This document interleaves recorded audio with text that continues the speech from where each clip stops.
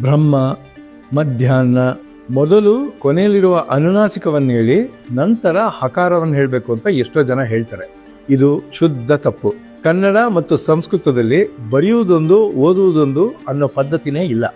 ಹೇಗೆ ಬರಿತೀವೋ ಅದೇ ಆರ್ಡ್ರಲ್ಲಿ ಓದಬೇಕು. ಪಾಣಿನಿ ಮಹರ್ಷಿಗಳು ಶಿಕ್ಷಾಶಾಸ್ತ್ರದಲ್ಲಿ ಒಂದು ರೂಲನ್ನು ಹೇಳಿದ್ದಾರೆ. ಹಕಾರ ಸಪರೇಟ್ ಆಗಿದ್ದಾಗ ಅದನ್ನ ಕಂಠದಿಂದ ಹೇಳಬೇಕು, ಹ ಅಂತ.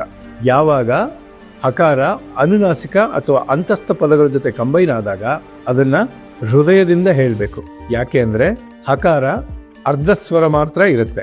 ಆ ಅರ್ಧಸ್ವರ ಅನುನಾಸಿಕ ಅಥವಾ ಅಂತಸ್ಥದ ಜೊತೆ ಸೇರಿದಾಗ ಉಚ್ಚಾರಣೆ ಬರೋದೇ ಹೃದಯದಿಂದ. ಇದೇ ಶಿಕ್ಷಾಶಾಸ್ತ್ರದ ನಿಯಮ, ಫೊನೆಟಿಕ್ ರೂಲ್. ಉಲ್ಟಾ ಹೇಳಬೇಕು ಅಂತಾರಲ್ಲ, ಅದೆಲ್ಲ ತಪ್ಪು.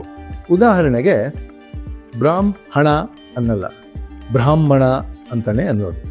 ಇದೇ ಸರಿ ಅಂತ ಏನಾದರೂ ಉಲ್ಟಾ ಹೇಳಿದ್ರೆ ಮೊದಲನೇದಾಗಿ ಶಾಸ್ತ್ರದ ವಿರುದ್ಧ ಆಗುತ್ತೆ. ಎರಡನೇದಾಗಿ ಬರೆಯೋದೊಂದು ಓದೋದೊಂದು ಅನ್ನೋ ದೋಷಕ್ಕೆ ನಮ್ಮ ಭಾಷೆ ಗುರಿಯಾಗುತ್ತೆ.